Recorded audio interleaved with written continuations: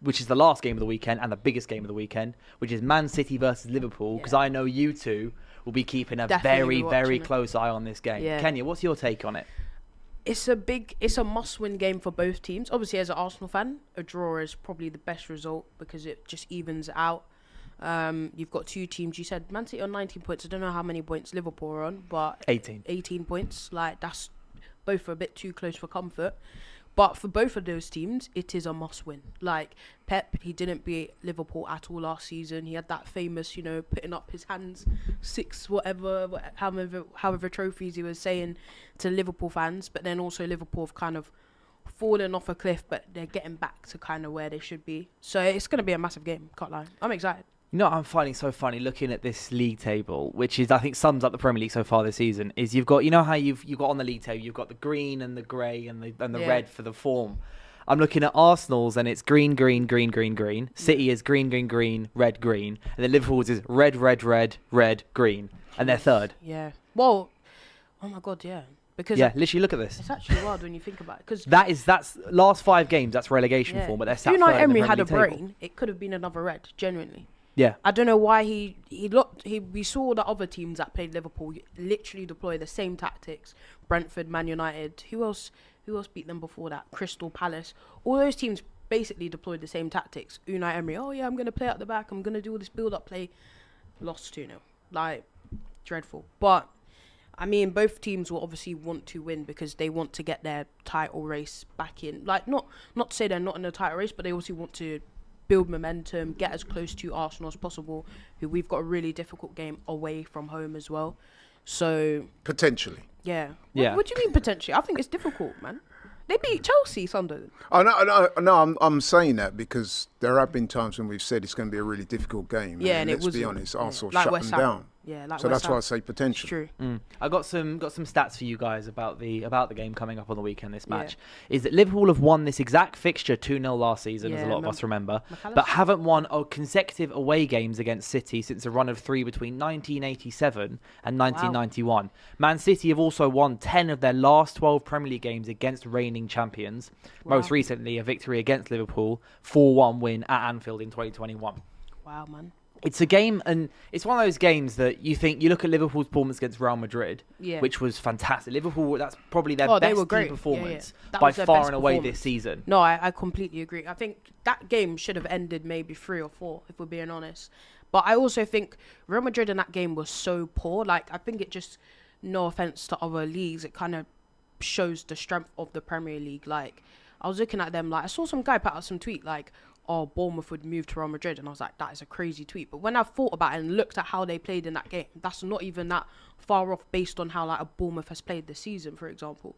So yeah, I mean, Liverpool played really, really well, but they have played well in the Champions League and then come back to Premier League and lost. This is the thing, is that Liverpool, obviously, they won their most recent game against Villa. Yeah. But before then, like, it was they would win another competition, although I suppose they did beat lose Frankfurt. Palace. They beat Frankfurt and then came lost in the Premier League and beat Real Madrid, come back in the Premier League and lost again. So it's it should be a very tight game, I think. I do think it'll be a tight game because Liverpool will just be on a high from the Real Madrid game, but I think Man City are less emotional side in the way if they will just go there to do the business, and obviously Erling Haaland will probably be a massive difference because Konate against Real Madrid was amazing. He was fantastic. Konate was fantastic against Real Madrid, but and then he's gone up. That was against Mbappe. He's now going up against one of the best strikers in the world, one of the best players in the world at the moment, in Erling Haaland. Do you see him as like the one that's the main difference maker for this game? Who, Konate or Haaland potentially, definitely. He's leaving. Yeah, I mean, he's in blistering form this season. And, he's a difference maker, isn't he? Let's be honest. But are we moving to predictions? Yeah, we can move into predictions. Yeah. Talking about this game. So one of the comments is saying 2-0 Man City. It's really hard to say because I look at both teams, right? And both teams are nowhere near, like, their best versions of themselves. Like, Man City are so Haaland...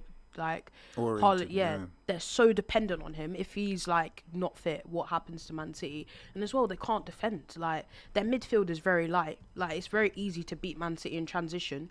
Whereas like Liverpool, they actually have a good defense, but it depends on how they're gonna turn up on the day. Literally. Yeah, this is one of those games where I just feel like it's whether Virgil and Konate and Kirkez and maybe Frimpong, or I think Conor Bradley was outstanding, but if he plays Conor Bradley, depends on that back four wants to turn up or not, genuinely. Because this season it's kind of been like, even when they've won games, it's like, okay, you beat Bournemouth, but like you switched off and they were able to get back to 2-2. Do you know what I mean? Like, it's whether they're gonna turn up or not. Yeah, I can't see either side keeping a clean sheet here, personally. I can't see a clean sheet for either side. Can you, Alice? Can you see a clean sheet? I definitely can't see Liverpool keeping Haaland quiet for the whole. Yeah, and you just can't, can you? I think just looking back to when Man City played us, they really shocked us in terms of they played a low block. They literally just said to Erling Haaland, right, you're just going to go on the counter, score, and we're going to low block. And it literally worked for 90 minutes. We got them right at the end with that goal. But I feel like they're going to play the same against Liverpool, because that's another team that can't really deal with low blocks. They kind of struggle against it. I'm going to go with a 2-1 here. 2-1 City.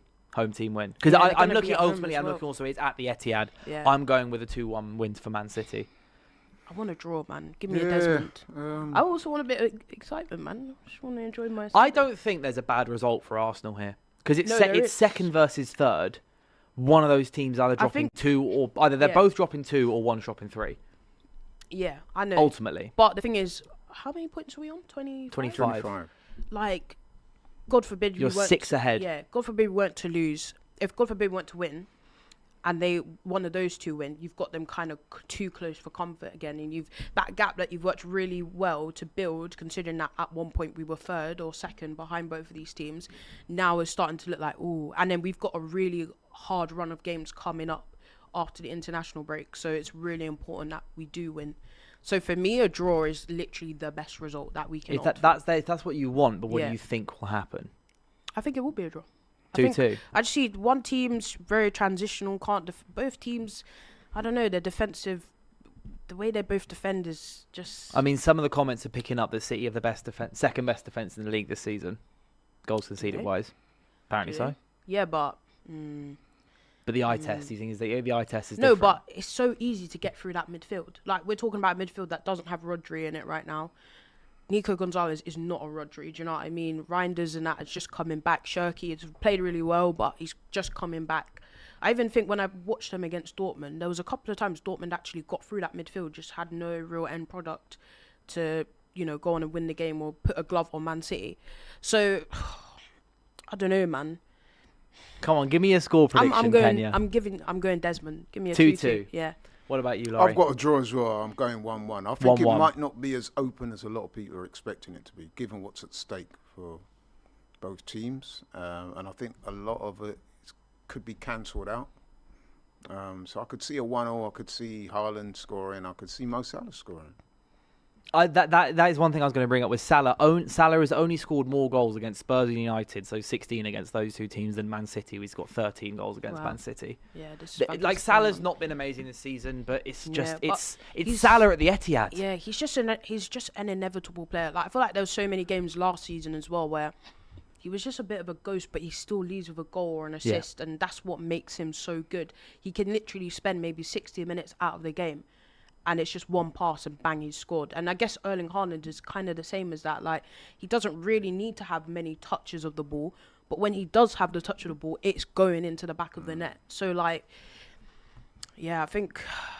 I could see it could be one of those games where, they call it the game of proverbial two halves, where one side dominates the first half, so i.e. Liverpool maybe, and then the second half City step up, dominate, they both score when they're on top. And it ends 1. I mean, a lot of it will just come down to how high are you going to play your line on a slot. Yeah, exactly. How high are you going to play your line? Because the high line thing. If you try and play a high line against Haaland, you'll concede 3. No, but not even just that. You've got Doku, who's again a very fast player. You've got Savinho, a very fast player. Like, one ball in, you've got Phil Foden, who's kind of coming back. We saw Pep say that he's back. Like, bruh, we can't risk that. You can't be playing a high line against this Man City team, honestly. Yeah, no, you're asking to be demolished. Genuinely. But next up, I want to talk about, it's obviously chat as well. If you get your score predictions, and then